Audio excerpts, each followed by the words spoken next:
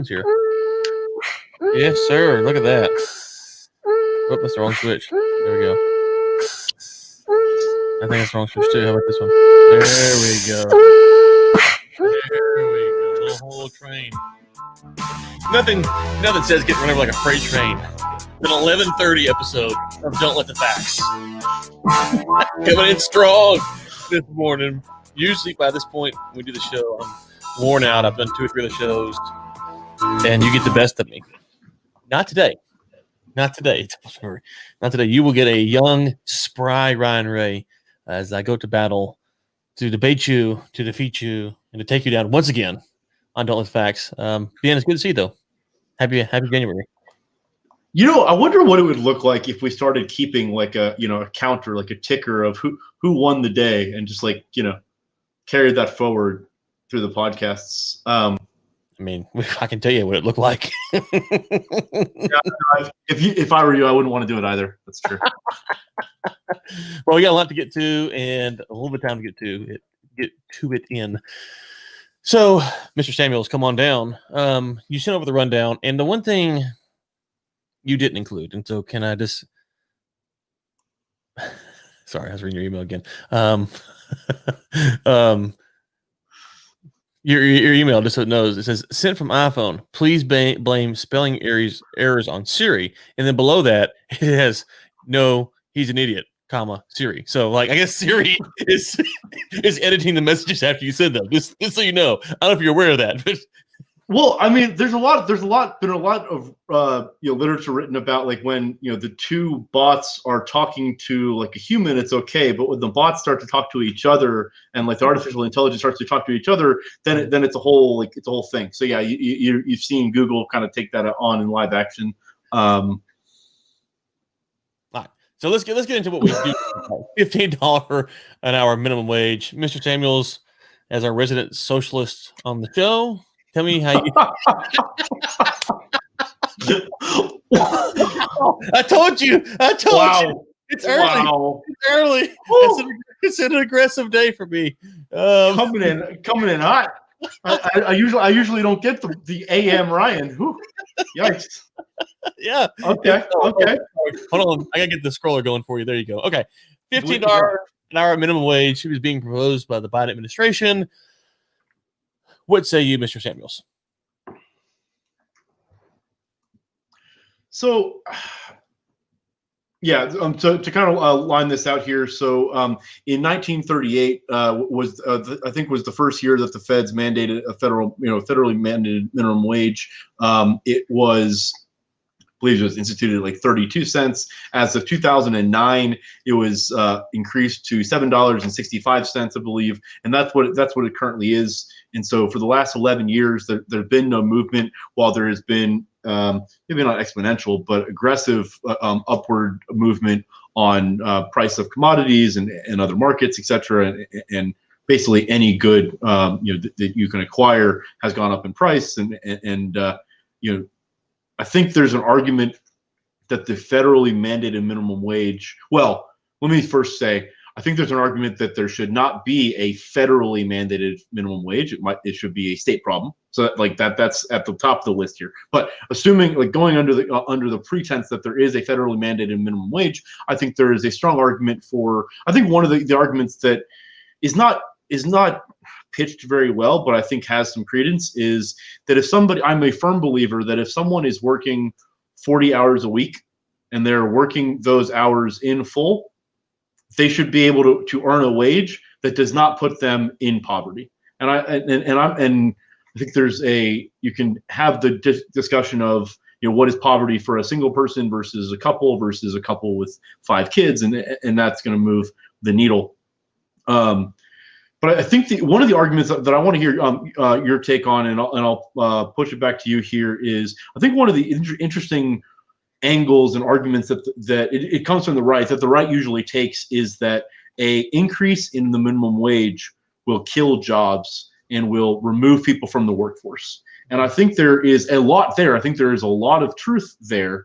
However, a couple of things before I throw it over to you, a couple of things that I think about when thinking through that are, number one, if a business owner owns a business and that business cannot run unless they pay their employees a wage that doesn't, or that allows the employee to live above the poverty line.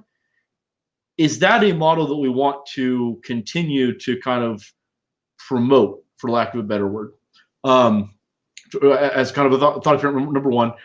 Number two, while there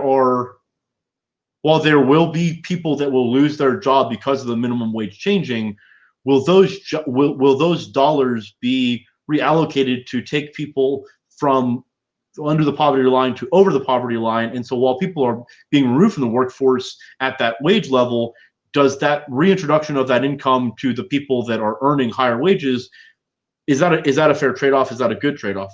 I've got a couple other questions, but those are a couple of things that I wanted to kind of throw out at you before. Yeah. What do you think? I'll kind of take notes. I don't have a notepad. So the first point you said was, you made 2 points there.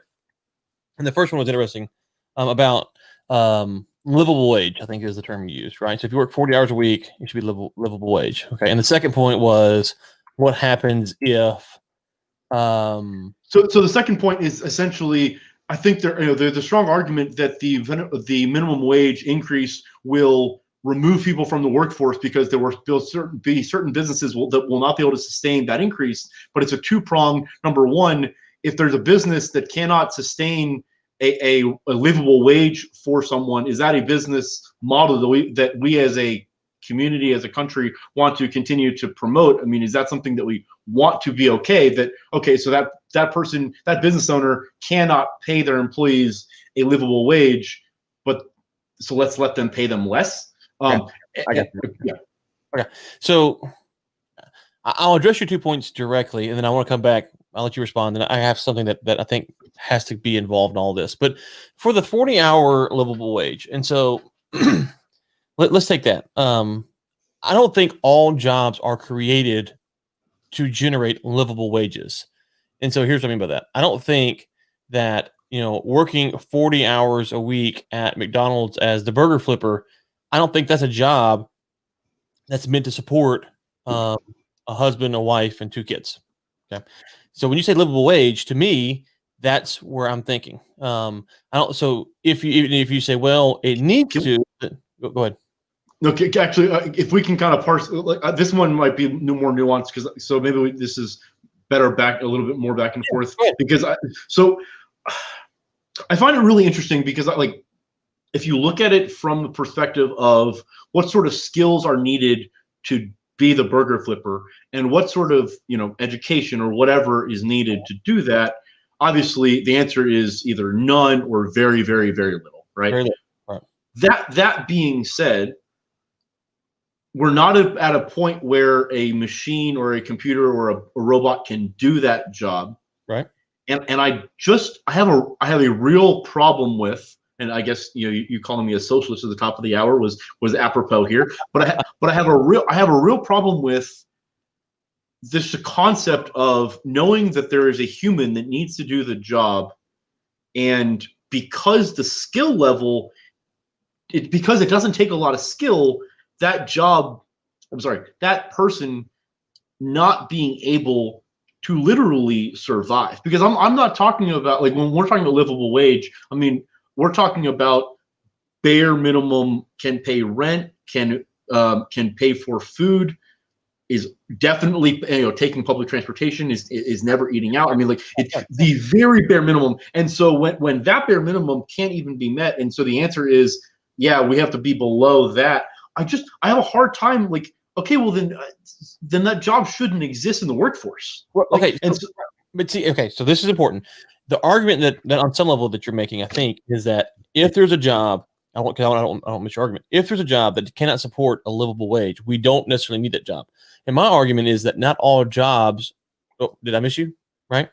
I think that's the counterpoint to what I was saying. I think I was on the other side of, if there's a job where there's a human doing that job, the business owner is, in my opinion, is obligated to find a way to pay that person a livable wage. And maybe $15 isn't the number, right? You can talk about the number, but I think that axiomatically to own, like, so when I look at, like, when I'm hiring people for my business, or when you're looking at hiring people for your business, I think it's axiomatically important that the business owner is obligated to pay his people a wage that person can live. Okay, so let me just throw out a quick here to you then. If that's true, then why should I be compelled to hire people in the United States and not hire people in India, where the livable wage there, maybe, I don't know what the number is, but let's say $3 an hour versus 10. So let's just say in Granbury, Texas, I need to pay someone $10 an hour to get a livable wage. I'm just making these numbers up, but I can pay someone in India $3 an hour, and that's a livable wage for them. So all things equal, both people are getting livable wages. Why would I just not hire someone in India? It's a really fair question. I think that candidly, the only answer to that is if the quality of, or the quantity, the quantification or qualification of buying American is important enough for you to pay the increase. Because at a net difference, if it's a job where you're getting the same work product, there's not a reason why you would. Right. So let me ask you this way. Let's say that I want to. Do you agree? Do you agree with that? Yeah, basically. So let me say, let me ask this way then. If I were to tell you I must open up a hamburger truck shop, like with little food trucks, but do hamburgers and tacos, stuff like that, right? Mm-hmm. And I said, okay, I need to sell, just to cover my cost, I need to sell 100 items a day. And then if I sell 100 items, though, I can't make that, so I need to have 2 people in the truck with me. So 3 people in the truck, I'm one of them. Okay. Now, if I charge in Granbury, I can't use India now because India's out. I can't bring those people here, right? So I had to bring local talent.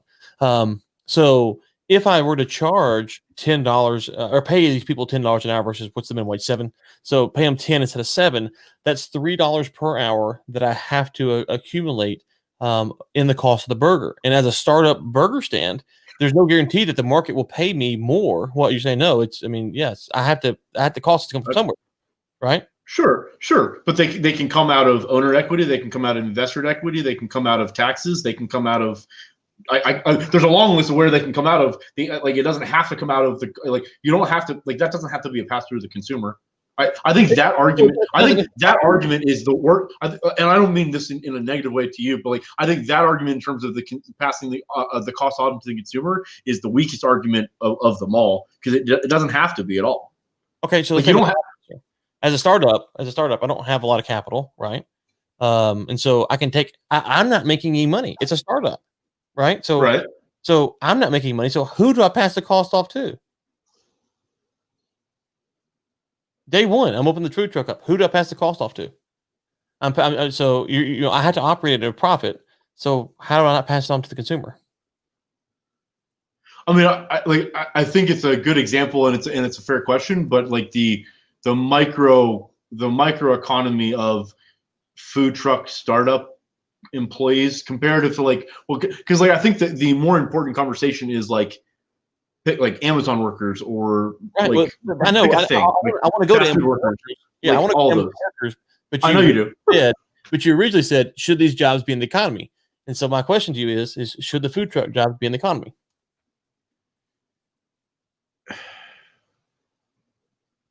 So the food truck is going to have a hard time paying a livable wage. Yes. So it's an important distinction. So that's a good point. It's an important distinction that I didn't make on the top here, that what I'm talking about in terms of the livable wage is, I'm going to use air quotes, explicitly under the 40-hour work week model. And what I mean by that is, if you're a gig worker, or if you're working at, if you have 3 jobs by design, those sort of things, those sort of jobs don't, to me, they don't work the same way. And so if you're working at a food truck, you're probably not going to be protected under that federal minimum wage, because in my proposal here, you would be at a different level. I think there's something to be said that it needs to be tied to full-time employment as opposed to just any job out there. Okay. Well, let's talk about full-time employment, because I think that's important. So I think that the reason, not the reason. So let's talk about Amazon and McDonald's real quick. So we all agree that Amazon and McDonald's. Before we go, I just want to throw in a couple of just high-level things here, real quick. So Florida, just in this last session, enacted, I think by 2026, I believe it is, that they are going to increase their minimum wage to $15. Florida is the second Republican state in the country to do so, to pass a bill saying they're going to raise to $15. Eight states total have done it in the country. And then the other thing I wanted to mention is that in 2019, the House actually passed a resolution to enact this on a federal level, but the Speaker never brought it to the floor.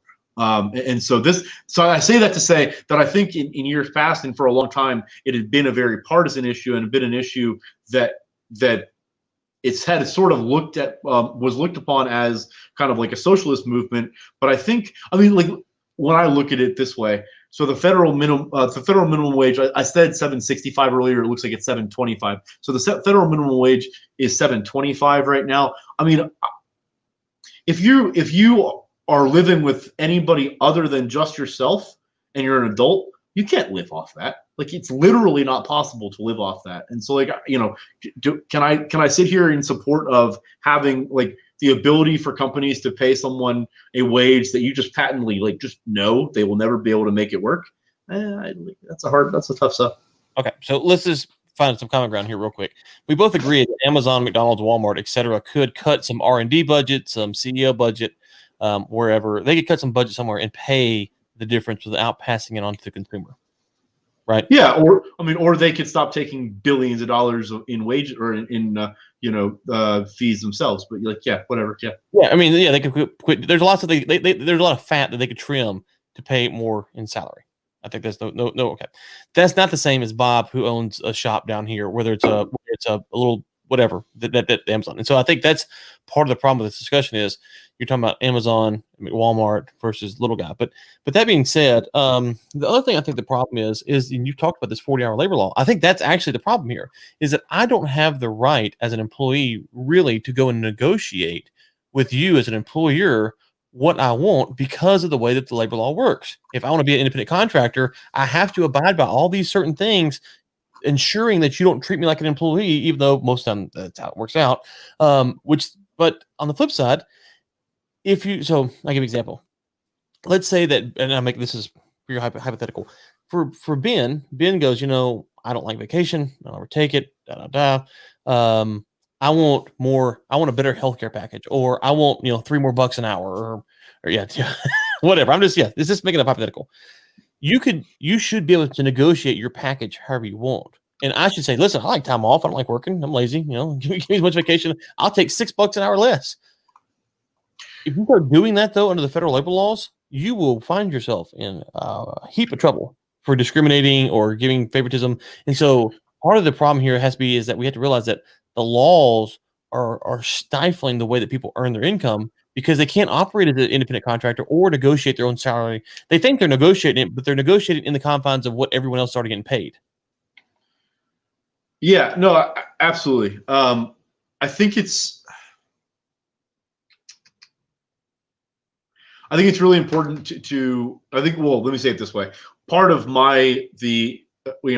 I came to this, or where I am on this issue is, it's not going to sound good, but so I think that businesses and business owners have proved throughout history, and it makes sense if you're a business owner because like the name of owning a business is to make profit. But the business owners and businesses have proved throughout history that when given an opportunity to treat their people poorly, they're going to do it. They're going to take it. And I don't mean every single time, every single company ever in existence, but as a general rule. And so what I mean by that is, if given the opportunity, so let's say that there was no federally mandated minimum wage whatsoever, I can tell you unequivocally, and I feel like I know where you're gonna or how you're gonna feel about this, and I want to talk about this a little bit. But I can tell you unequivocally that there would be companies across the country that would drop their wages to $1 an hour, $1.50 an hour, $2 an hour, with the argument of, hey, listen, that's what we're paying. If you want a better, wage, go work somewhere else. Now the problem is, if enough places of employment pay unbelievably, destitute, ridiculously low wages, there's going to be some segment of the workforce that's going to be forced to take those jobs. And so I think the argument of, oh, well, if you don't like that wage, go find a better job somewhere else. Like it works to an extent, but only to a very truncated extent. And I think, and so like, am I sitting here in support of? No. I think I think we agree here. The argument that if you don't like your job, quit sounds very good to someone who's got a bunch of money, right?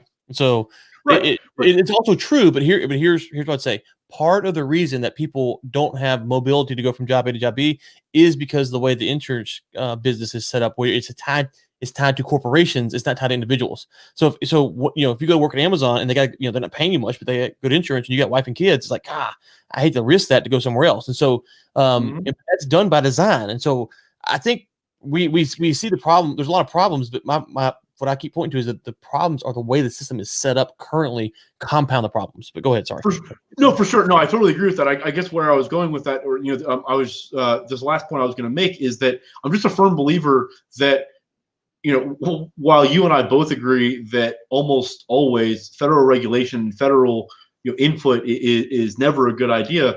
In this instance, if left up to their own devices, the business economy would not support livable wages, and I think that they've proven that.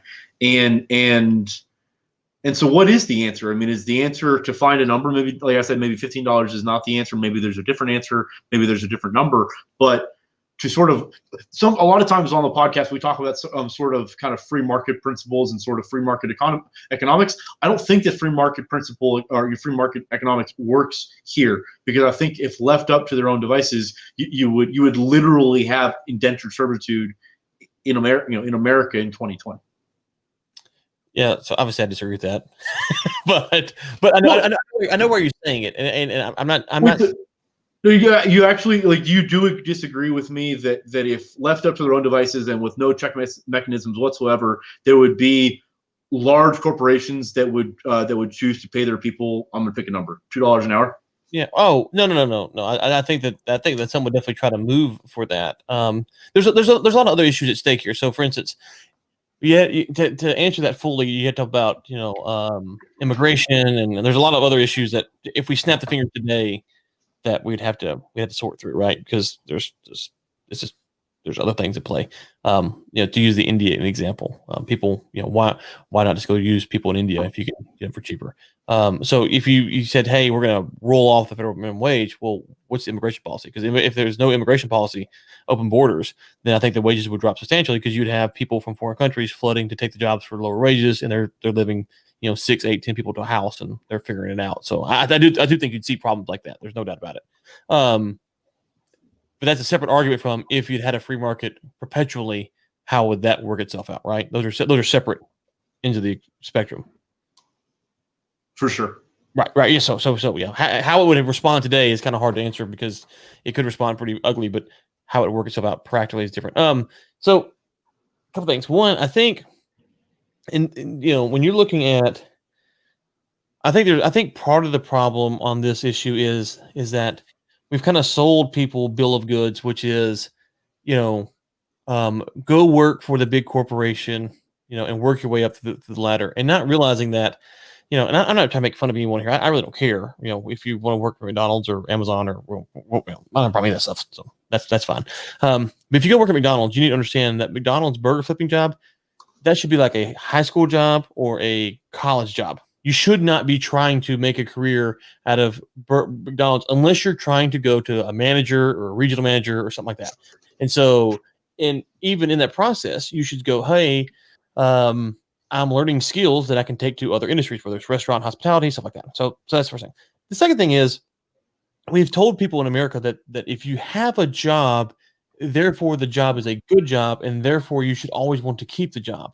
And I think that's something that we have to think through. So if you look at the past, decade of our country, we've talked about the jobs, especially in the Rust Belt, being shipped overseas. And there's never been a discussion of, well, maybe those jobs going overseas should encourage us to get different jobs, better jobs, a little bit of a harder job. You don't get to screw in something into a headlight and get paid $20 an hour for it, because guess what? It's not a $20 an hour job. And so part of the issue that you're referring to is that we have this mentality of we don't know how to think about upward mobility in the job market. We like to get our job and work there for 50 years and retire. Now, we have our parents and grandparents who did that. And so that's kind of what they've told us. That's just not how it is in the American economy anymore. In China, India, maybe emerging markets, maybe that's where they're at, and that's where you want to do. But here, you have to presume that the market's going to change. So when you start, so like my children, who my oldest is 13, the encouragement for him is not to go latch onto a big company and ride it for 50 years. The encouragement to him is going to be learn a set of skills or be really good at one thing and understand that you're going to have to be a little bit more dynamic and ride that. So that means, you might work for a big company, might start a small company, might work for your buddy. And so I think that you have to, that the times have shifted and we're kind of caught between two thought processes of how the labor market should work. So I'll stop there. I know I said a lot. All really good points. I think that. So, what would you say if I told you that I agree with everything you just said, but those are the people. Those people I'm not talking about because, I'm not talking about your son because I'm confident that whatever your son does, he's going to be phenomenally successful in whatever path he chooses, whether that's burger flipping at McDonald's or anything else.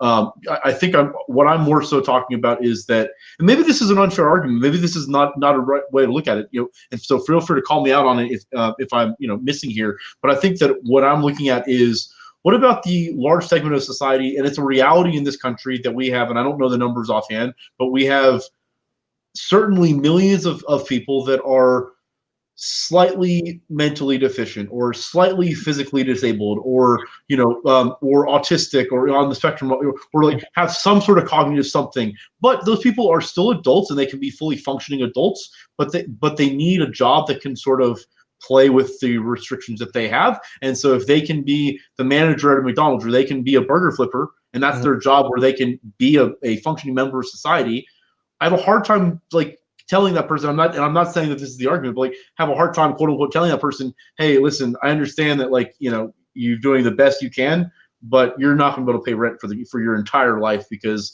our society just doesn't support that.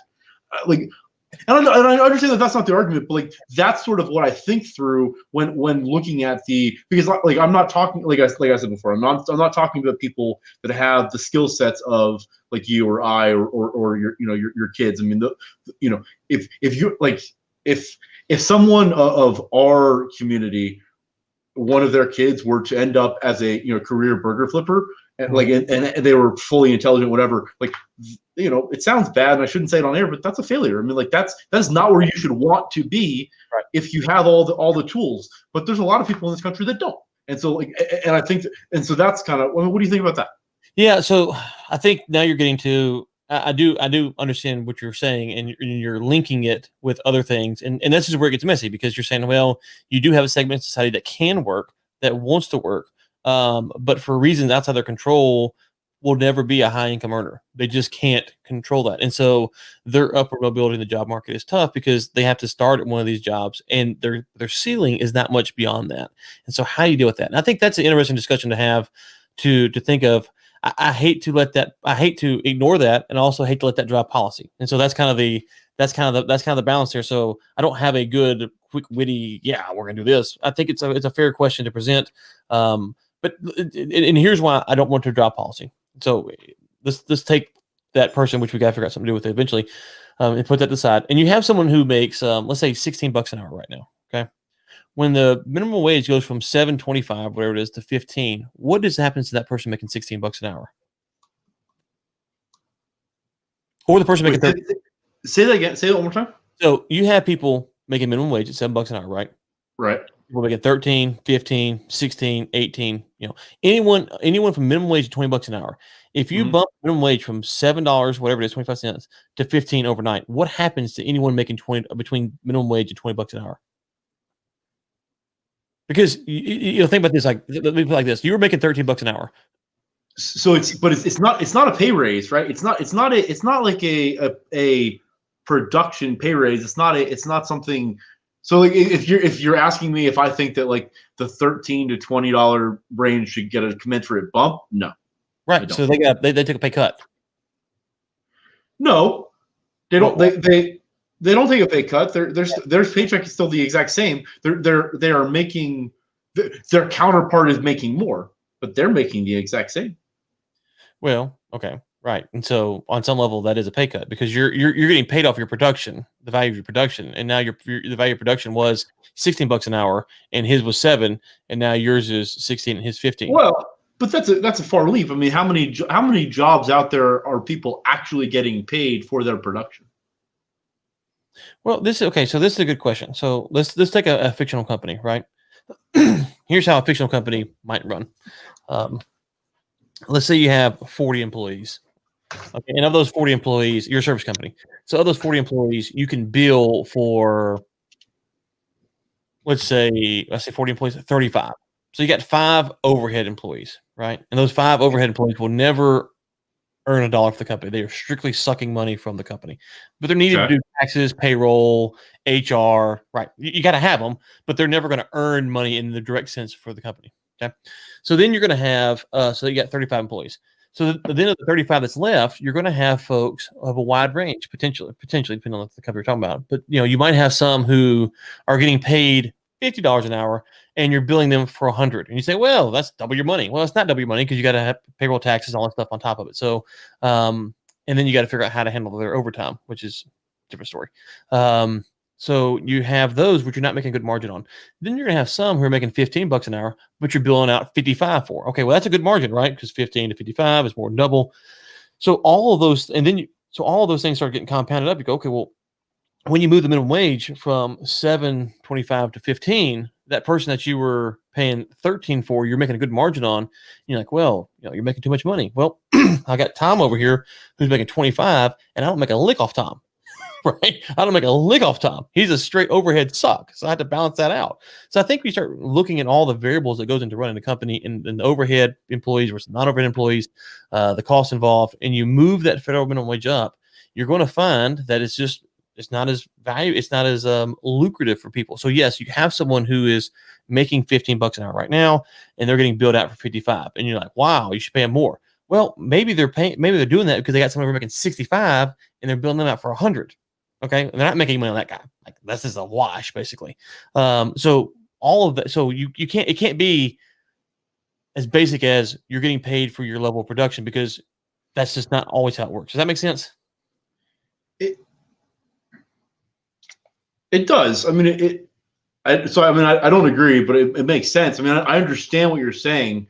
I just don't think that, to your point, I don't think that what you just said, I don't think that sort of argument should drive policy. Going back to your original point, I don't think that holds water. So let me say it a different way. Let me pull it up here. So the Congressional Budget Office actually ran the numbers on this, and we can talk about whether or not we trust the Congressional Budget Office to be accurate. That's a whole different conversation. But using them, yeah.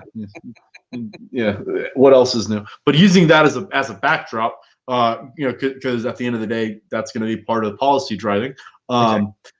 So they came out and their report said that a $15 minimum wage hike would raise the wage of 17 million people. Okay. Lift 1.3 million people above from below to above the poverty line, and it would also. It would result in shedding or losing somewhere between 500,000 and 3.7 million jobs, with 1.3 million to 500,000 being the most likely. 1.3 million to 3.7 being too high. What was the first number you read out? How many people is it going to impact? 17 million. 17 million low wage workers to boost wages. So there's 17 million people. 17 million workers in the workforce that would be affected by the minimum wage hike. Lose their job because of this policy.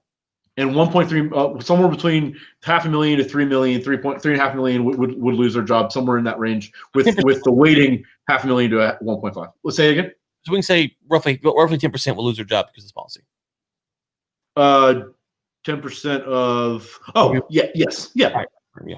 So, but it's sort of a net. If you look at it as the amount of people being lifted out of poverty and the amount of people losing their job is a wash. Well, okay. Well, what are those people who lost their job going to do? Oh no, I'm not saying that it's an okay wash. I'm just saying I know, but I'm just asking you, what are they going to do? Well, that's what we were talking about before, right? Like that person that they're, well, because it's not that they lost their job, it's that their role was eliminated. But that doesn't mean that, like, so if Amazon decides to cut 1,000 factory workers, that doesn't mean that Tesla doesn't need 1,000 factory workers or whatever, right? Like, it doesn't mean that same person can't go do the same job somewhere else. It just means that company decided to cut that job. So, but right. So the argument that the CBO is making there is presumptive that the rates, that the cost of certain goods and services will not go up to compensate for the increase in wages, and that's a purely speculative measure. They don't know that answer. So McDonald's might have a dollar menu, have a $2 menu. So no, absolutely. I think the piece that I'm like struggling with here, and I want to hear you talk about a little bit, is that it seems like, and I don't think that you're doing it. You seem to be talking a little bit more concretely, but it seems like a lot of the detractors to this argument seem to be talking about, oh my God, we don't know what it's going to look like, and oh my God, what if, and oh my God, what if then? But after Florida just enacted, passed it. Now, I think it's 25% of the country will have a $15 minimum wage at current, and an additional, I think it's additional like 15 states. So to get to nearly half the country is going to have this mandated by 2025. And so, I mean, and granted, we're talking about a bipartisan thing. So a lot of the states that have done it are, on the left. And I think there are 4 or 5 states in the country. Looks like there are 5 states in the country that do not have a minimum wage: Alabama, Louisiana, Mississippi, South Carolina, and Tennessee. They have no state minimum wage whatsoever. I'm sorry. That just means they use the federal minimum wage. Right. Yeah, they don't have a state mandated. Right. So I guess what I'm saying is, like, it seems to be that the argument sort of is hanging on like this like quantifiable unknown. But we've seen what happens, and like, it's not like, if you look at the economy in those states, I don't know. I think that the argument that the raise of the minimum wage means a requisite raise or increase in I guess unemployment percentage, because you'd have to have those people out of the workforce for the argument to hold weight. I don't think that holds. It could be unemployment, but it's definitely going to be cost of living goes up, and so the argument is essentially that the cost of living is X, and then you raise the minimum wage, you're going to raise the cost of living. Now, is it going to be a 1-to-1? I don't know, but it's going. So you make you from $7 an hour to $15 an hour. Some businesses will just pass it on to the customer, which means that those people making $15 an hour essentially are not really making what $15 an hour used to be. That's the point. So if McDonald's goes from a $1 menu to a $3 menu, you didn't do anything. You just have $15 an hour wage earners who are getting paid $3 for a burger instead of $1. What good did you do to them? Wait, say that again. So if we pass a $15 minimum wage, and McDonald's has their $1 menu, and they move to a $3 menu, okay, what good did you do to the $15 hour wage earner for his cost of food from McDonald's? You didn't do him any good. You doubled his pay, but now his burger costs twice as much, or 3 times as much. So, in fact, his burger is more expensive now than it was. Well, that's what I'm saying. Like, a quarter of the country now has a $15 minimum wage. We're looking at quickly a half that's going to, and the dollar menu is still $1. Like, I understand what you're saying, and yes, if the dollar were to become a $3 burger, that's a problem. But I guess what I'm saying is that seems to be a lot more about hysteria and propaganda than actual fact. Okay, so right, so yeah, so you're presuming that. So the presumption here is that McDonald's food supply chain is all in a $15 an hour state, and that's not true, right? So they could be sourcing from $7 an hour states to get their cost of goods from somewhere else that's much cheaper. Whereas if it's $15 an hour in every state, then it would impact their prices. So potentially, it will impact the local burger supplier for sure. McDonald's is a little bit different because they can move money around, and that's something that makes this hard to discuss. Certainly, but also, I mean, like, if we want to go down that rabbit hole, I think a really important conversation there is, if you look at how much the federal government is subsidizing the potato crop, for one, and how much they're subsidizing the grain crop and all these other things, because if you don't have if McDonald's didn't have the federal subsidies, what would your fries actually cost? And that's today, right? And so, like, this the minimum wage thing is just another level of that. But if you tear off that if you start to peel that onion, for lack of a better word, but if you start to peel that back and you actually get to the price of things, like let me say it this way: we should talk about it on the podcast. The amount of federal subsidies that go into the food market in this country is crazy, and so like. No, so we agree that but I think that makes my point even more, is that the government is messing with market prices, and so we're sitting here. If you look at places like, go ahead. It's crazy to me that people think, like, I agree with you, but it seems to me that it's like, oh well, we can spend a ton of money on defense budget or well, no, I'm just like, I'm going through the thought process here. Or yes. Like I get no. Okay, let me say it in a different way then.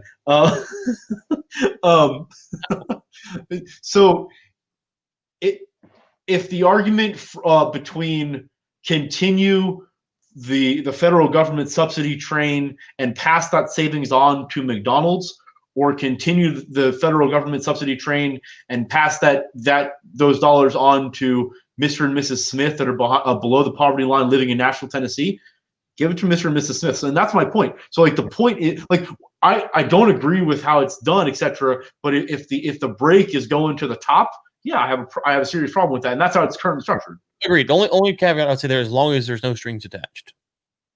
Because that's usually, Yeah, well, I know. So okay. I think we covered some ground here. Let's move on to a couple more things before we get off. Well, I say that. I look at these next three. I thought we started at 11:30 because we were going till 4. I can tell. I've been looking at the next 3 topics, and I don't think any of them we can cover in 20 minutes. So I will skip to the last one. Because that's probably the shortest one. We can probably a lot of common ground there, but we'll save next week for Russia existential threats and diplomacy. Cut out a few days and go through that. Couple of light topics. Yeah. It's whatever. Okay, so Keystone, Ben, I wrote a piece about this on the War Room newsletter on Friday, basically just summarizing that it's not surprising. It is disappointing in the grand scheme of things. Both sides have abused the executive order, in my perspective, and that all things considered, Biden really didn't do nothing that bad compared to what he could have done with the executive orders. But it's disappointing. What are you going to do? If you want to stop this, and hold your guy Trump or your guy Biden accountable, and we don't do that, so therefore we shouldn't be surprised. What's your take on the Keystone? I'm still waiting for a single, and I mean like a single, good quality, cogent, fact-based argument against this thing. I don't understand it from a policy decision perspective. I don't understand it I don't even understand it from an environmental perspective. I mean, like the amount of job loss and other, the list is long. The detractors from this decision, it just doesn't make any sense to me. And it's not even like, there's a lot of things that are just purely political footballs and purely just politically driven motives. It doesn't even make sense to me on a political standpoint, because Biden comes in and within 48 hours kills this project. That certainly can't be a good thing for the Canadian-American relationship. It certainly isn't good for the Canadian economy. This thing has been litigated, and most of the court decisions basically say, yeah, we understand that you want to make a case that this is a detriment to the environment, or pick another thing, but the facts don't bear that out. And so when you have more facts that you want to talk about, come back to us. And it just continues to get kicked down the road. But meantime, we're not moving any oil.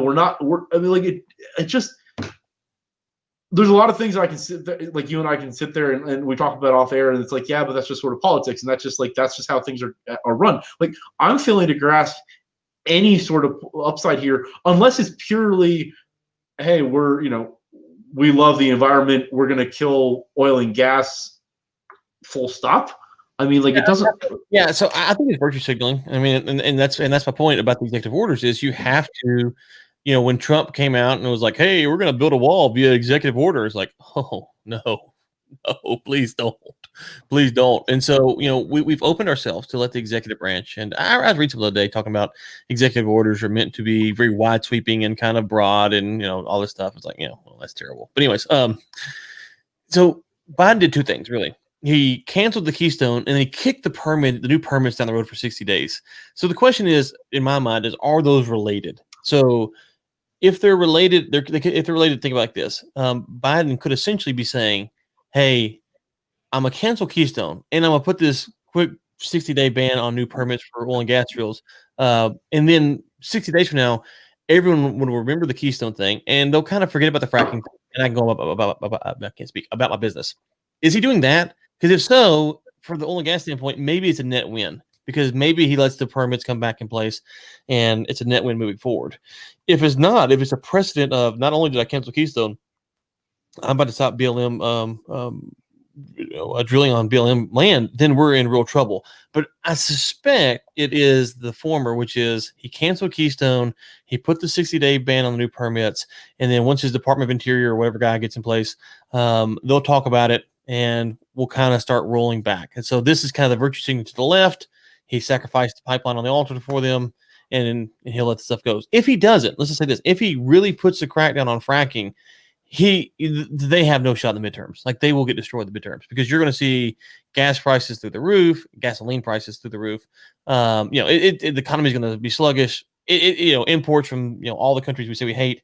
We are. It's a long 2 years for him.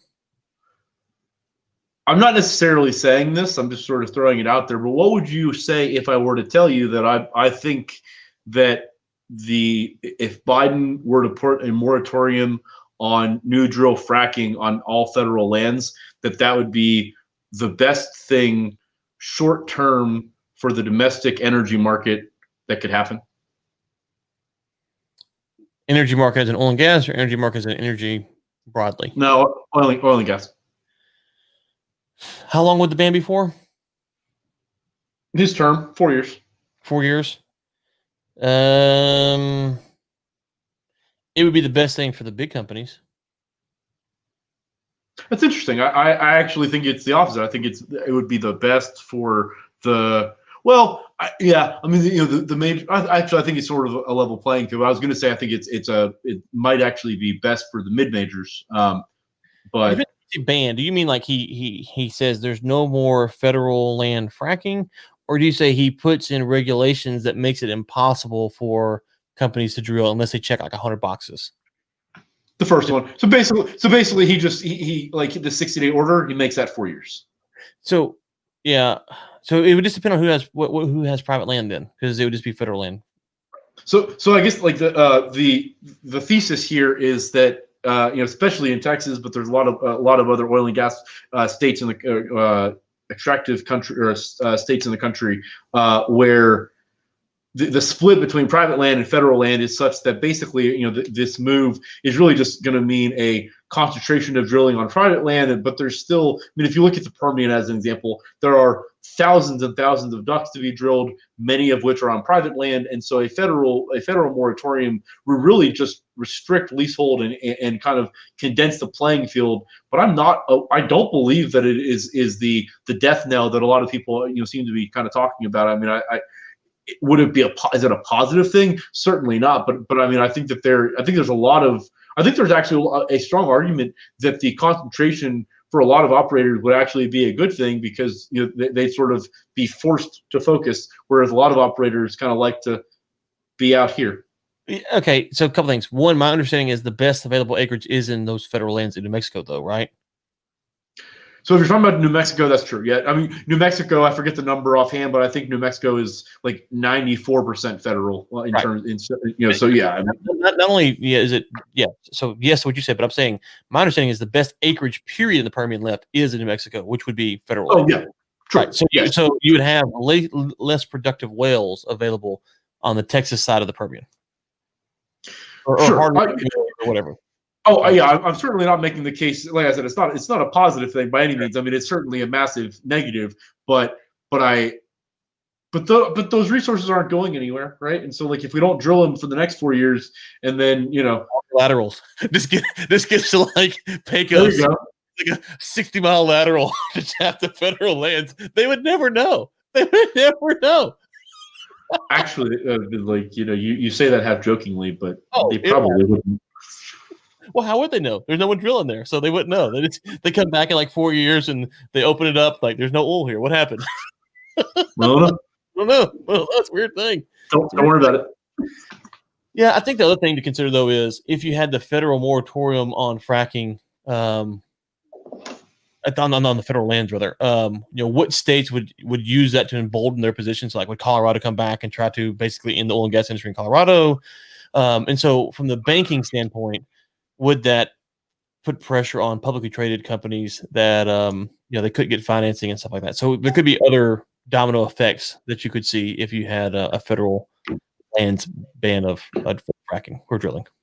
Yeah, and I haven't actually run the number. I haven't looked at the numbers very closely, but I think there's also a possibility that most of the operators went out in the last 6 months or so before the election or before the inauguration, I should say, and loaded up on permits, and so there may not even really be the need to have this conversation in the sense that they may have a lot of those guys may have piled up enough permits that they can drill their way for the next few years anyways. Because if you look at where the economy is, in 2020 we weren't setting up rigs. I'm waiting for a positive thesis on why 2021 is going to be any better.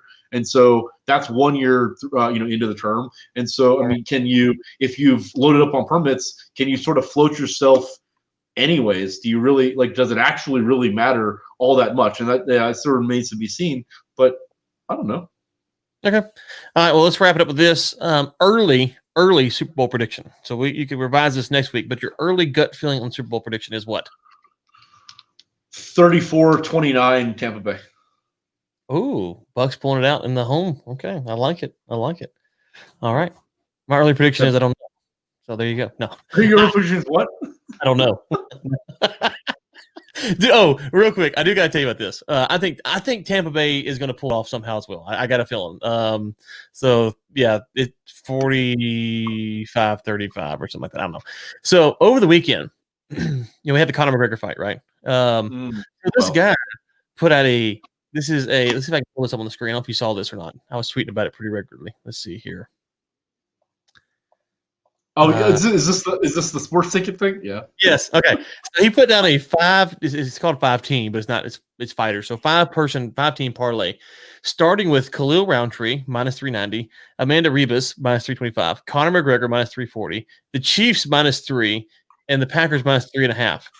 Literally, the first item on the ticket was Khalil Roundtree, who lost. So he put down $59,000, basically $60,000, $59,900 to win $362. His first one whiff. Rebus gets KO'd. McGregor gets KO'd, and the Packers lose. He went 1 for 5 on a $60,000 parlay. 1 for 5. So 1 for 5 on a $60K parlay. A few thoughts here. Never at that level, but I've had plenty of those sort of tickets. It's not fun. Well, obviously, if you're doing parlays, you have them, but not for $60K. Well, but no, what I was going to say is so much so that in the last few years, I've actually more recently started doing both sides. So I'll take one parlay and I'll just take the complete opposite side just to hedge, just to make sure I'm totally off one day that I get the other side. But just make you mad.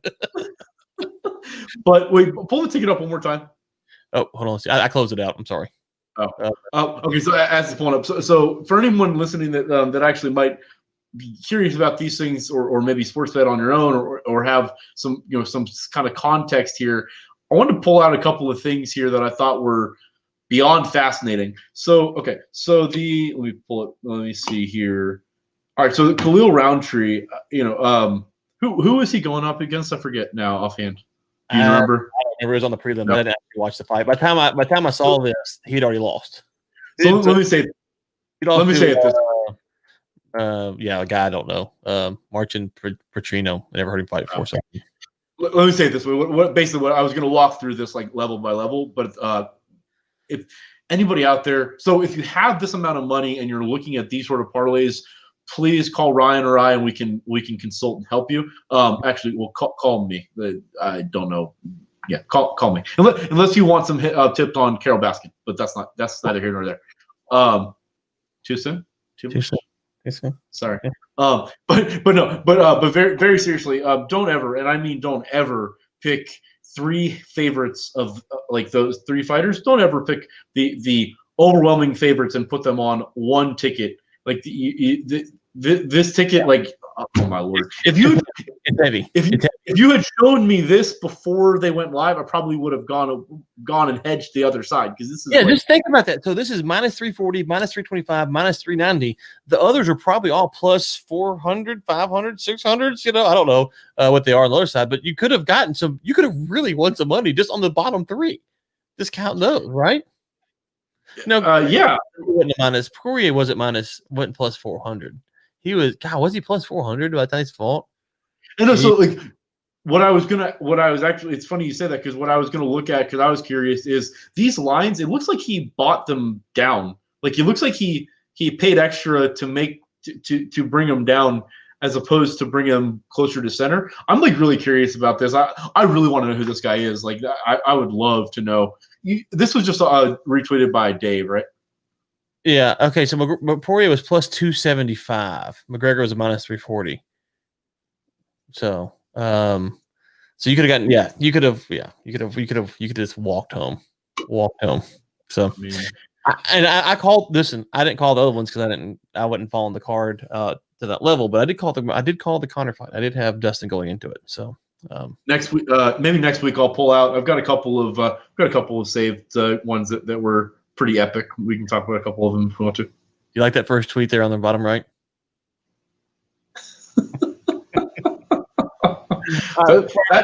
That's a very underrated GIF. I love that one. Let's pop tunes. Get out of here. We'll be back. I guess next week, right? Yeah, next week, Super Bowl week. All right, Ben. It was good as always. Oh, hey. I told folks you'll be right for the War Room first and third Monday. So you have a call out this time next Monday on the War Room, right? Yes, sir. It's coming in hot. All right, folks. Be back normal time. Checking the podcast is on. It should be out everywhere by the time this comes out. So iTunes, Spotify, etc. Talk to you next week.